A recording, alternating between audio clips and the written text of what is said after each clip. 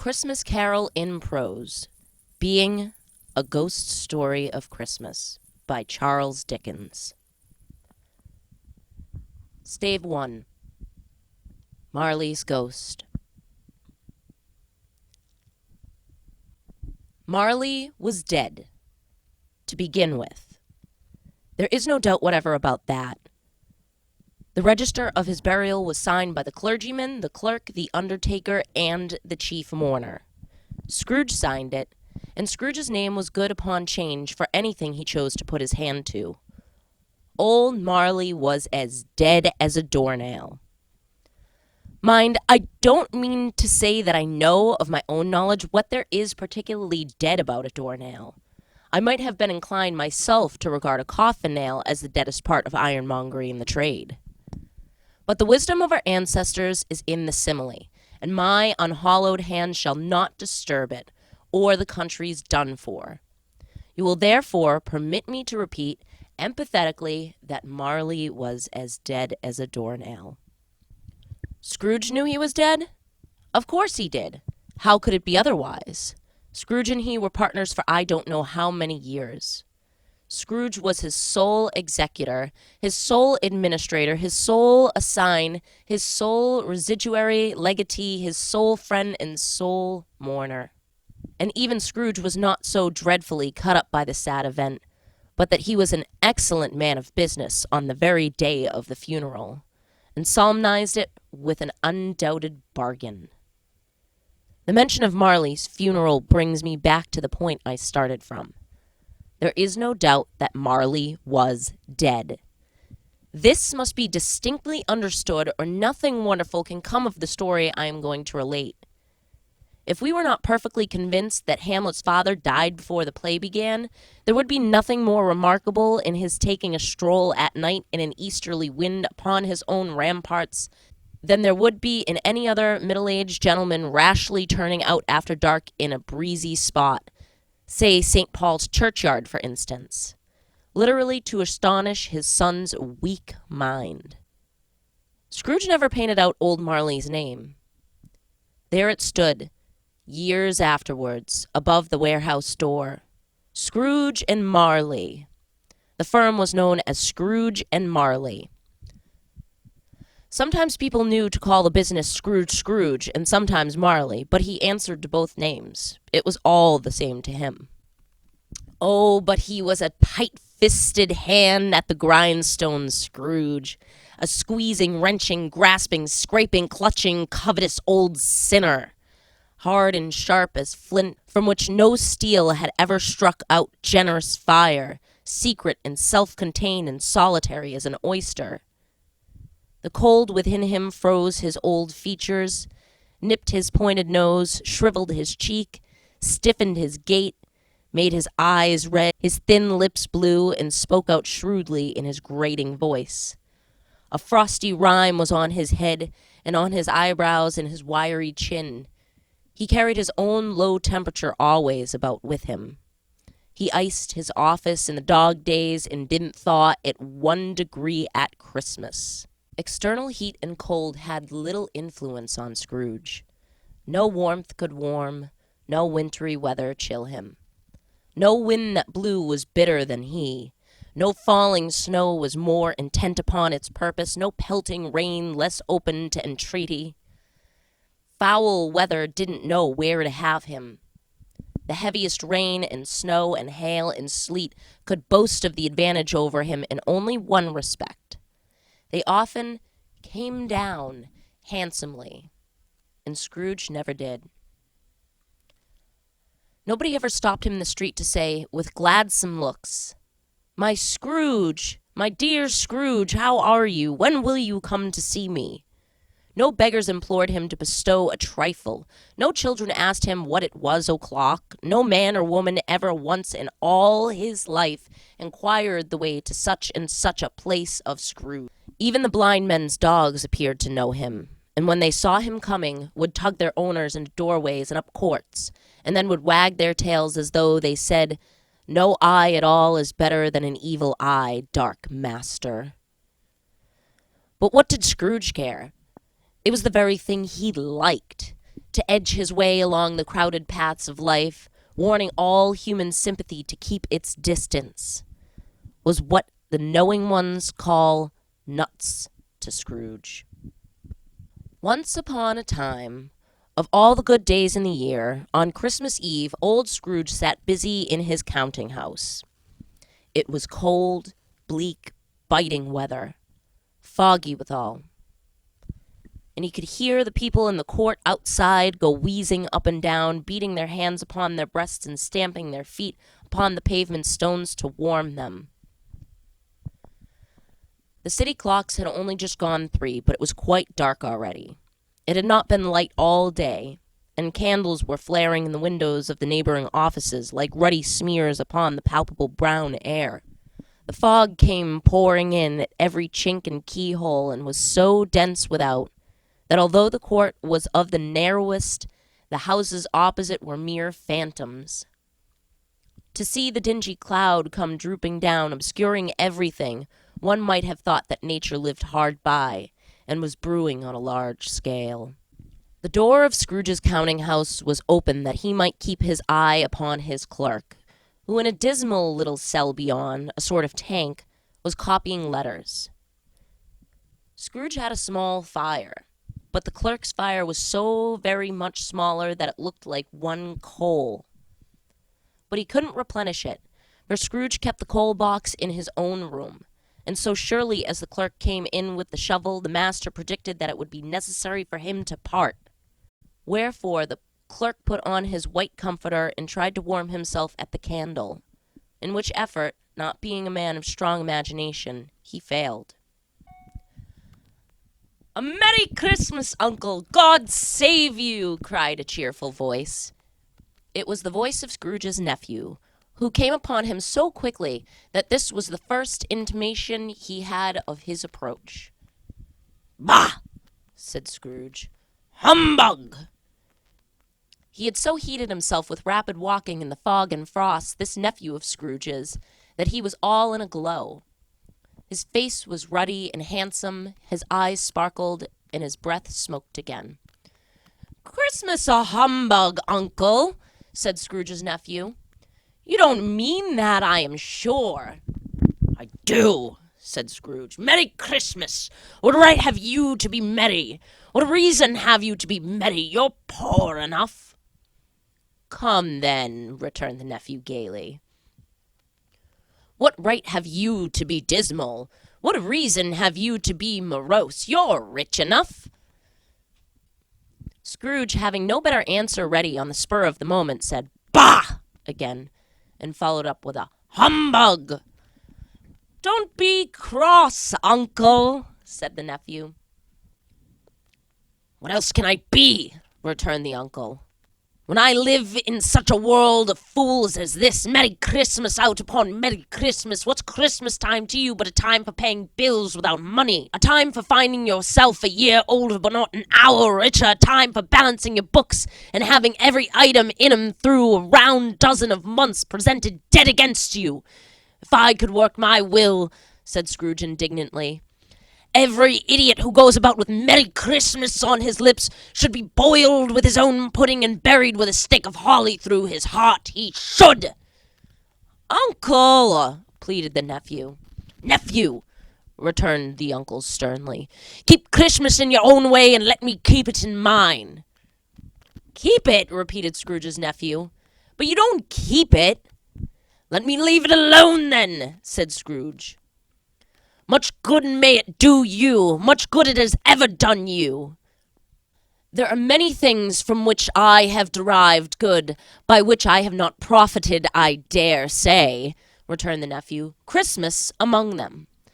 But I am sure I have always thought of Christmas time, when it has come round, apart from the veneration due to its sacred name and origin, if anything belonging to it can be apart from that, as a good time, a kind, forgiving, charitable, pleasant time, the only time I know of in the long calendar of the year, when men and women seem by one consent to open their shut-up hearts freely, and to think of people below them as if they really were fellow passengers to the grave, and not another race of creatures bound on an other's journeys.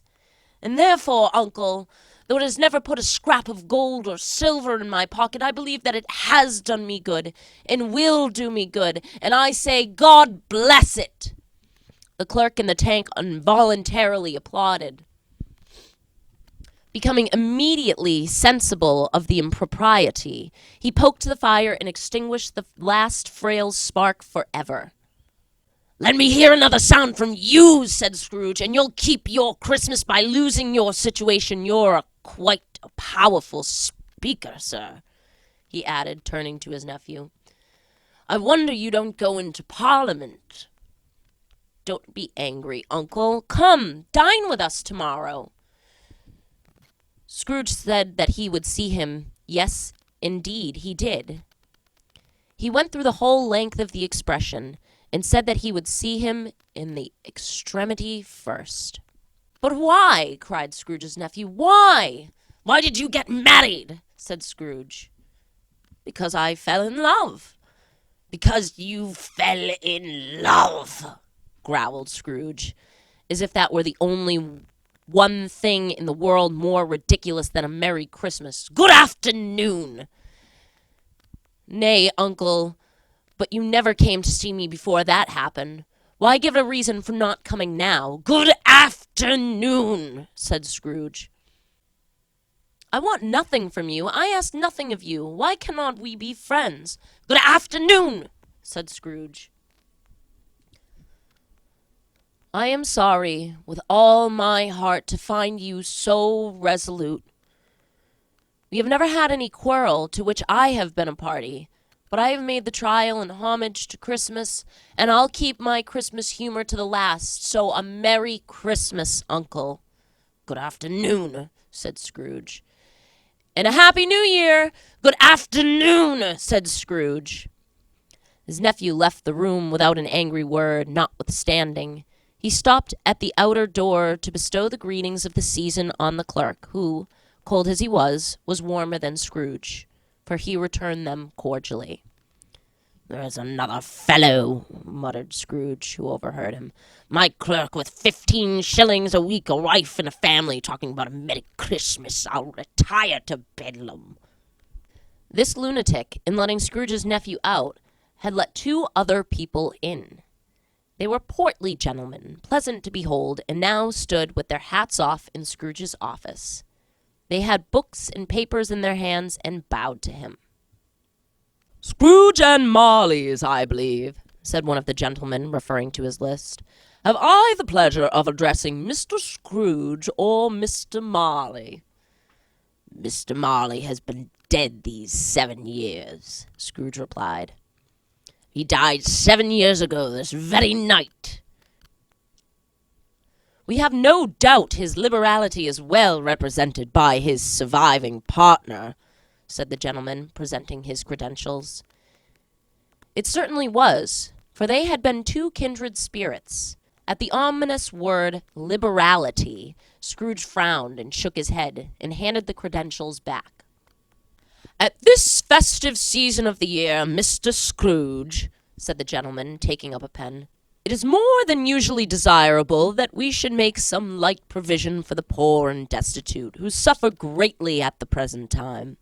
Many thousands are in want of common necessities. Hundreds of thousands are in want of common comfort, sir."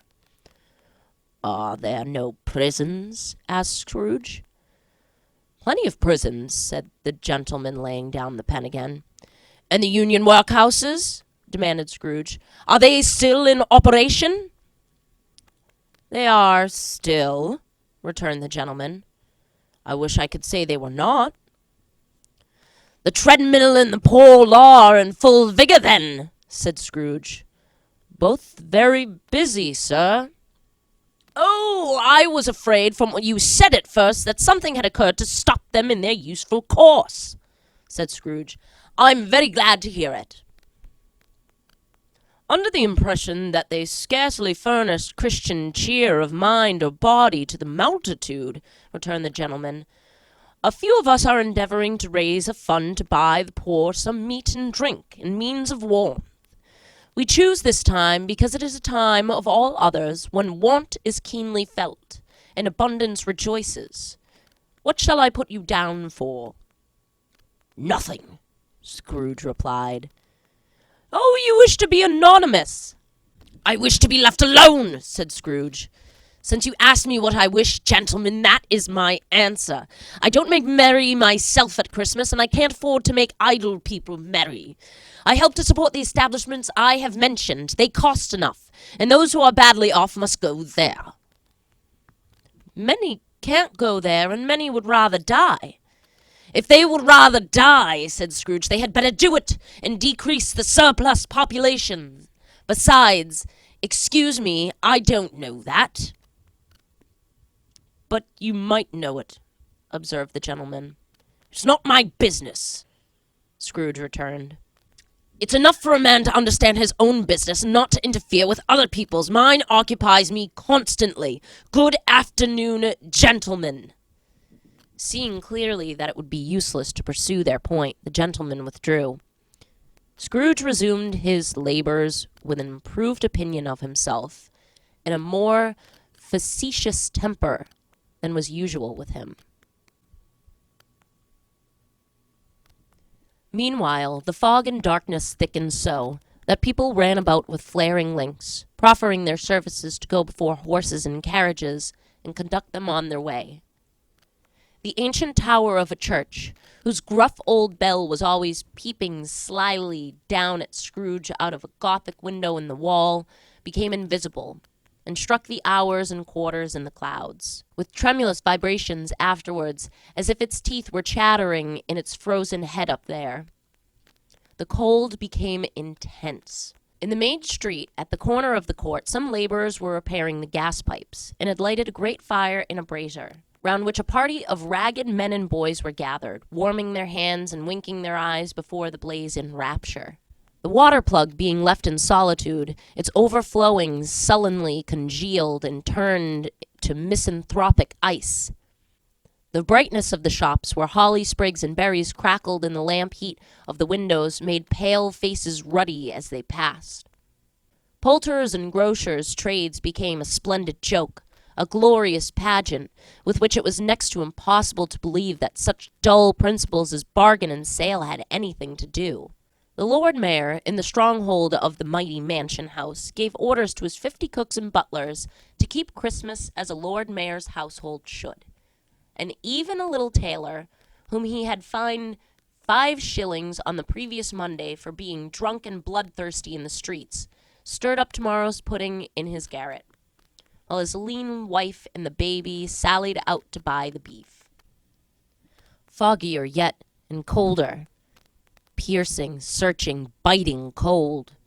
If the good Saint Dunstan had but nipped the evil spirit's nose with a touch of weather as that, instead of using his familiar weapons, then indeed he would have roared to lusty purpose. The owner of one scant young nose, gnawed and mumbled by the hungry cold as bones are gnawed by dogs, stooped down at Scrooge's keyhole to regale him with a Christmas carol. But at the first sound of God bless you, merry gentlemen, may nothing you dismay, Scrooge seized the ruler with such energy of action that the singer fled in terror, leaving the keyhole to the fog and even more congenial frost. At length the hour of shutting up the counting-house arrived. With an ill will, Scrooge dismounted from his stool and tactily admitted the fact to the expectant clerk in the tank, who instantly snuffed his candle out and put on his hat. "You'll want all day tomorrow, I suppose," said Scrooge. "If quite convenient, sir." "It's not convenient," said Scrooge, "and it's not fair. If I was to stop half a crown for it, you'd think yourself ill-used, I'll be bound." The clerk smiled faintly. "And yet," said Scrooge, "you don't think me ill-used when I pay a day's wages for no work." The clerk observed that it was only once a year. "A poor excuse for picking a man's pocket every 25th of December," said Scrooge, buttoning his greatcoat to the chin. "But I suppose you must have the whole day. Be here all the earlier next morning." The clerk promised that he would, and Scrooge walked out with a growl. The office was closed in a twinkling, and the clerk, with the long ends of his white comforter dangling below his waist, for he boasted no great coat, went down a slide on Cornhill, at the end of a lane of boys, 20 times in honor of it being Christmas Eve, and then ran home to Camden Town as hard as he could pelt, to play a blind man's buff. Scrooge took his melancholy dinner in his usual melancholy tavern, and having read all the newspapers, and beguiled the rest of the evening with his banker's book, went home to bed. He lived in chambers which had once belonged to his deceased partner. They were a gloomy suite of rooms, in a lowering pile of building up a yard where it had so little business to be that one could scarcely help fancying it must have run there when it was a young house, playing at hide-and-seek with other houses, and forgotten the way out. It was old enough now, and dreary enough, for nobody lived in it but Scrooge, the other rooms being all let out as offices. The yard was so dark that even Scrooge, who knew its every stone, was fain to grope with his hands.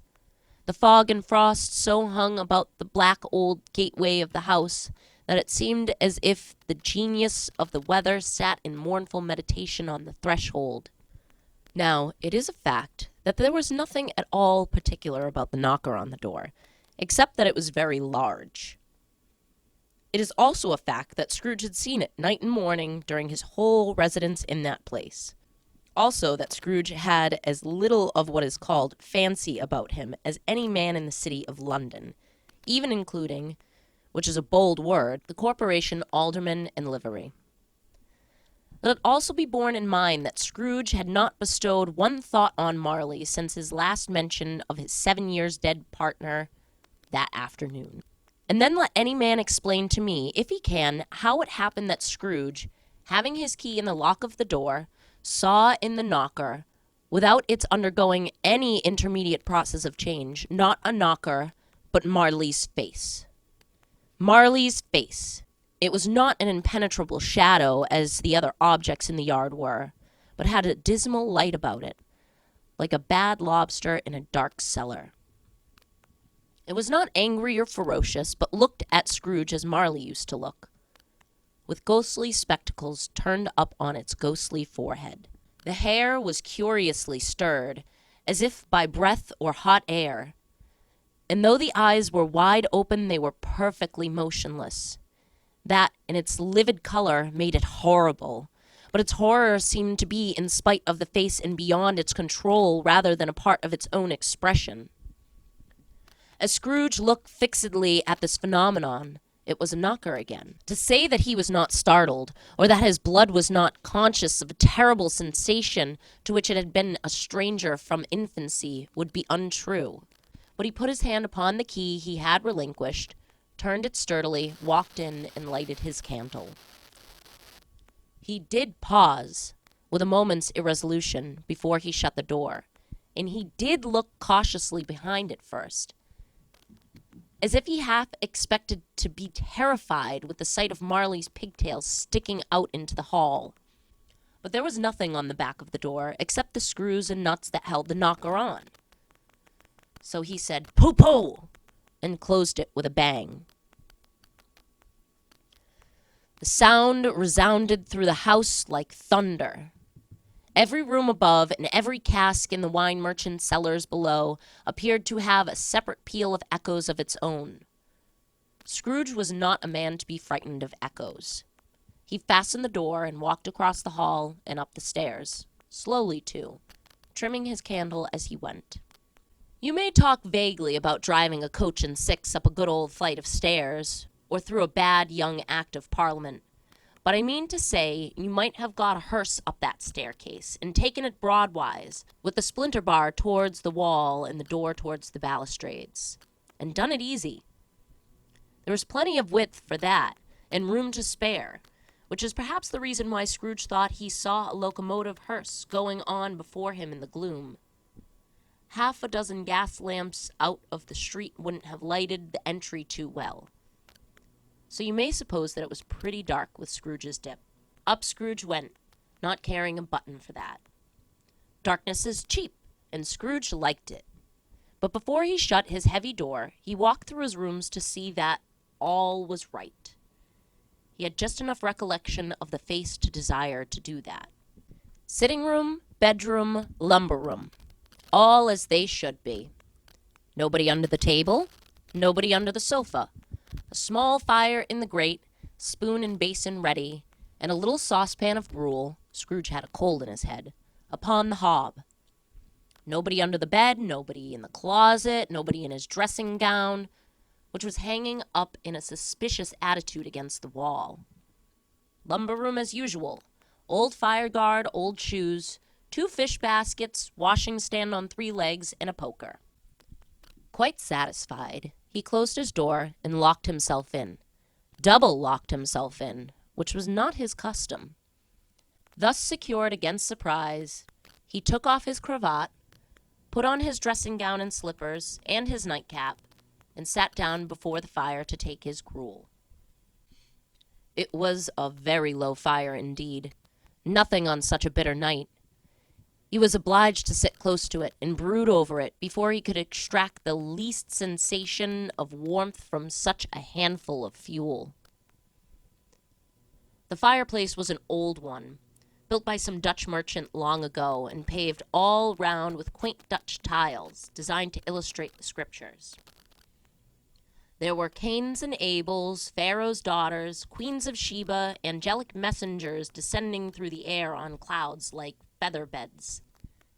Abrahams, Belshazzars, apostles putting off to sea in butter boats, hundreds of figures to attract his thoughts. And yet that face of Marley, 7 years dead, came like the ancient prophet's rod and swallowed up the whole. If each smooth tile had been blank at first, with power to shape some picture on its surface from the disjointed fragments of his thoughts, there would have been a copy of old Marley's head on every one. "Humbug!" said Scrooge, and walked across the room. After several turns, he sat down again. As he threw his head back in the chair, his glance happened to rest upon a bell, a disused bell, that hung in the room, and communicated for some purpose now forgotten with a chamber in the highest story of the building. It was with great astonishment, and with a strange, inexplicable dread, that as he looked, he saw this bell begin to swing. It swung so softly in the outset that it scarcely made a sound. But soon it rang loudly, and so did every bell in the house. This might have lasted half a minute or a minute, but it seemed an hour. The bells ceased as they had begun, together. They were succeeded by a clanking noise, deep down below, as if some person were dragging a heavy chain over the casks in the wine merchant's cellar. Scrooge then remembered to have heard that ghosts in haunted houses were described as dragging chains. The cellar door flew open with a booming sound, and then he heard the noise much louder, on the floors below, then coming up the stairs, then coming straight towards his door. "It's humbug still," said Scrooge. "I won't believe it." His color changed, though, when, without a pause, it came on through the heavy door and passed into the room before his eyes. Upon its coming, the dying flame leaped up as though it cried, "I know him, Marley's ghost," and fell again. Marley's ghost. The same face, the very same. Marley in his pigtail, usual waistcoat tight in boots, the tassels on the latter bristling like his pigtail, in his coat skirts, and the hair upon his head. The chain he drew was clasped about his middle. It was long and wound about him like a tail, and it was made, for Scrooge observed it closely, of cash boxes, keys, padlocks, ledgers, deeds, and heavy purses wrought in steel. His body was transparent, so that Scrooge, observing him, and looking through his waistcoat, could see the 2 buttons on his coat behind. Scrooge had often heard it said that Marley had no bowels, but he had never believed it until now. No, nor did he believe it even now, though he looked the phantom through and through, and saw it standing before him, though he felt the chilling influence of its death-cold eyes, and marked the very texture of the folded kerchief bound about its head and chin, which wrapper he had not observed before. He was still incredulous, and fought against his senses. "How now?" said Scrooge, caustic and cold as ever. "What do you want with me?" "Much!" Marley's voice, no doubt about it. "Who are you?" "Ask me who I was." "Who were you, then?" said Scrooge, raising his voice. "You're particular for a shade," he was going to say, "to a shade," but substituted this as more appropriate. "In life I was your partner, Jacob Marley." Can you sit down?" asked Scrooge, looking doubtfully at him. "I can." "Do it then." Scrooge asked the question because he didn't know whether a ghost so transparent might find himself in condition to take a chair, and felt that in the event of its being impossible, it might involve the necessity of an embarrassing explanation. But the ghost sat down on the opposite side of the fireplace, as if he were quite used to it. "You don't believe in me," observed the ghost. "I don't," said Scrooge. "What evidence would you have of my reality beyond that of your senses?" I don't know," said Scrooge. "Why do you doubt your senses?" "Because," said Scrooge, "a little thing affects them. A slight disorder of the stomach makes them cheats. You may be an undigested bit of beef, or blot of mustard, a crumb of cheese, a fragment of underdone potato. There's more of gravy than grave about you, whatever you are." Scrooge was not much in the habit of cracking jokes, nor did he feel, in his heart, by any means waggish then. The truth is that he tried to be smart, as a means of distracting his own attention in keeping down his terror, for the spectre's voice disturbed the very marrow in his bones. To sit staring at those fixed, glazed eyes in silence for a moment would play, Scrooge felt, the very deuce with him. There was something very awful, too, in the spectre's being provided with an infernal atmosphere of its own. Scrooge could not feel it himself, but this was clearly the case. For though the ghost sat perfectly motionless, its hair, the skirts, and tassels were still agitated as by the hot vapor from an oven. "You see this toothpick?" said Scrooge, returning quickly to the charge, for the reason just assigned, and wishing, though it were only for a second, to divert the vision's stony gaze from himself. "I do," replied the ghost. "You're not looking at it," said Scrooge. "But I see it," said the ghost, "notwithstanding." "Well," returned Scrooge, "I have but to swallow this, and for the rest of my days, persecuted by a legion of goblins, all of my own creation. Humbug, I tell you! Humbug!" At this the spirit raised a frightful cry, and shook its chain with such a dismal and appalling noise that Scrooge held on tight to his chair to save himself from falling in a swoon. But how much greater was his horror when the phantom, taking off the bandage round its head, as if it were too warm to wear indoors, its lower jaw dropped down upon its breast. Scrooge fell upon his knees and clasped his hands before his face. "Mercy!" he said. "Dreadful apparition, why do you trouble me?" "Man of the worldly mind," replied the ghost, "do you believe in me or not?" "I do," said Scrooge. "I must. But why do spirits walk the earth, and why do they come to me?"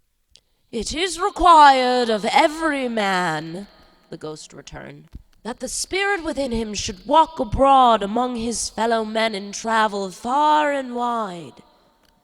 And if that spirit goes not forth in life, it is condemned to do so after death. It is doomed to wander through the world, oh, woe is me, and witness what it cannot share, but it might have shared on earth, and turn to happiness." Again the spectre raised a cry, and shook its chain and wrung its shadowy hands. "You are fettered," said Scrooge, trembling. "Tell me why." "I wear the chain I forged in life," replied the ghost. "I made it link by link and yard by yard. I girded it on my own free will, and of my own free will I wore it. Is its pattern strange to you?" Scrooge trembled more and more. "Oh, would you know," pursued the ghost, "the weight and length of the strong coil you bear yourself? It was full as heavy and as long as this. 7 Christmas Eves ago, you have labored on it since. It is a ponderous chain." Scrooge glanced about him on the floor, in the expectation of finding himself surrounded by some 50 or 60 fathoms of iron cable. But he could see nothing. "Jacob," he said imploringly. "Oh, Jacob Marley, tell me more. Speak comfort to me, Jacob." "I have none to give," the ghost replied. "It comes from other regions, Ebenezer Scrooge, and is conveyed by other ministers to other kinds of men. Nor can I tell you what I would. A very little more is all permitted to me. I cannot rest. I cannot stay. I cannot linger anywhere. My spirit never walked beyond our counting house. Mark me, and my life never rove beyond the narrow limits of our money-changing hole. And weary journeys lie before me." It was a habit with Scrooge, whenever he became thoughtful, to put his hands in his breeches pockets. Pondering on what the ghost had said, he did so now, but without lifting up his eyes or getting off his knees. "You must have been very slow about it, Jacob," Scrooge observed in a businesslike manner, though with humility and deference. "Slow!" the ghost repeated. 7 years dead and traveling all the time."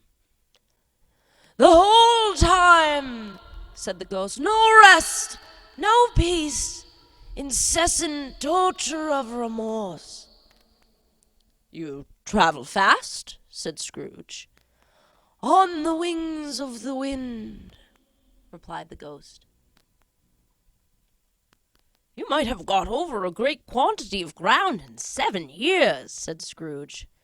The ghost, on hearing this, set up another cry and clanked its chain so hideously in the dead silence of the night that the ward would have been justified in indicating it for a nuisance. "Oh, captive bound in double iron," cried the phantom, "not to know that the ages of incessant labor by immortal creatures, for this earth must pass into eternity before the good of which it is susceptible is all developed.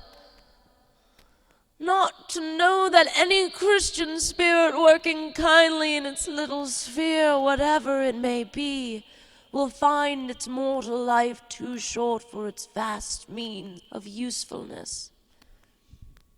Not to know that no space of regret can make amends for one's life opportunity misused. Yet such was I, oh, such was I. But you are always a good man of business, Jacob, faltered Scrooge, who now began to apply this to himself. Business! Cried the ghost, wringing its hands again. Mankind was my business. The common welfare was my business. Charity, mercy, forbearance, and benevolence were all my business. The dealings of my trade were but a drop of water in the comprehensive ocean of my business. It held up its chain at arm's length, as if that were the cause of all its unveiling grief, and flung it heavily upon the ground again. This time of the rolling year, the spectre said, I suffer most. Why did I walk through crowds of fellow beings with my eyes turned down and never raise them to that blessed star which led the wise men to a poor abode? Were there no poor homes to which its light would have conducted me? Scrooge was very much dismayed to hear the spectre going on at this rate, and began to quake exceedingly. Hear me! Cried the ghost. My time is nearly gone. I will, said Scrooge. But don't be hard upon me. Don't be flowery, Jacob. Pray, how it is that I appear before you in a shape that you can see, I may not tell. I have sat invisible beside you many and many a day. It was not an agreeable idea. Scrooge shivered and wiped the perspiration from his brow. That is no light part of my penance, pursued the ghost. I am here tonight to warn you that you have yet a chance and hope of escaping my fate. A chance and hope of my procuring Ebenezer. You are always a good friend to me, said Scrooge. Thank ye. You will be haunted, resumed the ghost, by 3 spirits. Scrooge's countenance fell almost as low as the ghost's had done. Is that the chance and hope you mentioned, Jacob? He demanded in a faltering voice. It is. I think I'd rather not, said Scrooge. Without their visits, said the ghost, you cannot hope to shun the path I tread. Expect the first tomorrow when the bell tolls 1.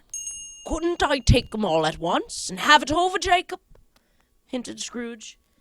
Expect the second on the next night at the same hour, the third upon the night when the last stroke of 12 has ceased to vibrate. Look to see me no more, and look that, for your own sake, you remember what has passed between us. When it had said these words, the spectre took its wrapper from the table and bound it round its head as before.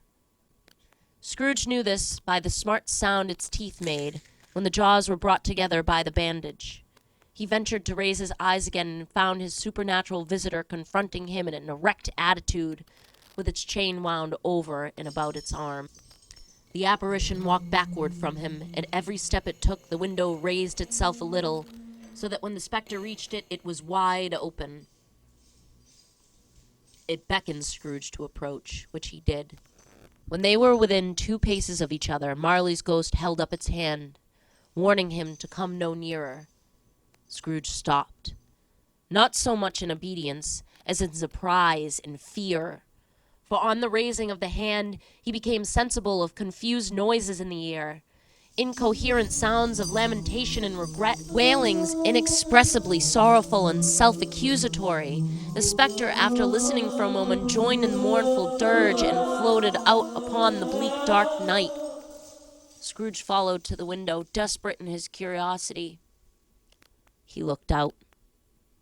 The air was filled with phantoms, wandering hither and thither in restless haste and moaning as they went. Every one of them wore chains like Marley's ghost, Some few, they might be guilty governments, were linked together.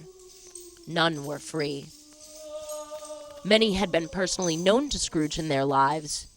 He had been quite familiar with one old ghost in a white waistcoat with a monstrous iron safe attached to its ankle, who cried piteously at being unable to assist a wretched woman with an infant whom it saw below upon a doorstep. The misery with them all was, clearly, that they sought to interfere for good in human matters, and had lost the power forever.